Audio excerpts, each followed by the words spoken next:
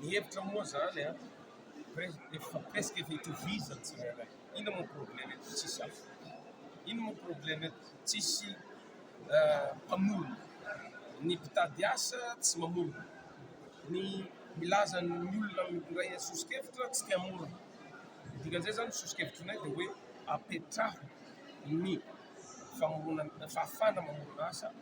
Alohany ahafahana mamorona asa zany tokony ianarana ny toe-tsain'ny olona mpanara fa tsy vita zany io raha tsy misy izay fifehezan-tena amin'ny maha-mpandrara fa tsy amin'ny maha-mpiasa. Samy hafa reo. Misy ny mpiasa izay mitady asa, fa misy ny mpanangana izay mitady toe-tsaina entina manangana. Sosokevitrinay zany dia makany amin'ilay hoe ahoana fahanam-bosy. Ao anatin'izay dia diadiana hevitra be ilay izy. Lasa ohatran'ny dia misoratra Ny fiadian-kevitra moa zany maro be ny zavatra fiadian-kevitra fa tsy dia hoe zay zavatra teneniko zay no atao sosokevitra be eo fa zay zavatra henoko atao zay mandeha amin'ny vaovao androany zao zany dia tokony efa hitan'ny tsirairay hoe afaka raisina zay atao sujet, atao foto-kevitra hoe ianao te hamorona io moa zany ina le toe-tsainao so dia mahazo fotoanao dia hividy salon, mahazo fond de démarrage ianao dia hividy trano.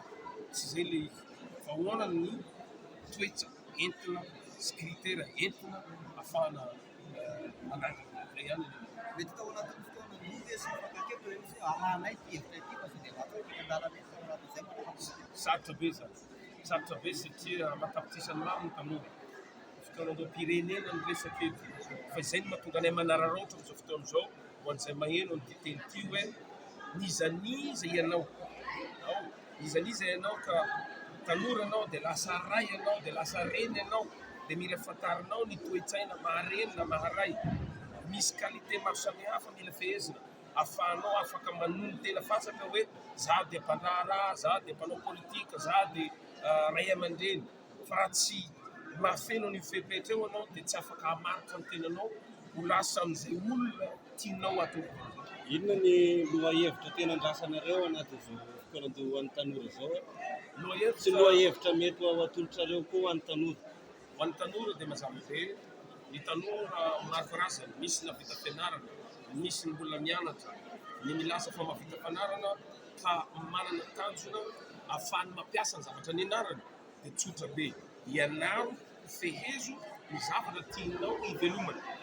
Ny zavatra nianaranao fehezo kanefa mety hoe tsy ho tratranao androany le izy, izay le toe-tsaina tiako tenenina, fa mety hoe satria ny fanarahana izay voizinay ahafahana mirosy dia ny fananana ny fahaleovan-tena ara-bola. Ahatonga ny tanora hanana an'izay fahaleovan-tena ara-bola zay. Kanefa tsy maintsy ao anatin'ny fanarahana ihany zay. Aminay zany dia tsotra be hoe ninon'inona ny plasy misy anao dia fehezo aloha mba ahafahanao maninona hiandry ny vokatra rehefa avy eo sahala mpamboly. Vao mamboly ny olona ndraika tsy maintsy miandry fotoana fohifohy afaka mijinja sy Mitondra inona ho anareo mpandrara izay manatrika an'izao fotoana toy izao zany ny fandraisana andraikitra ataon'ny fanjakana amin'izao fotoana?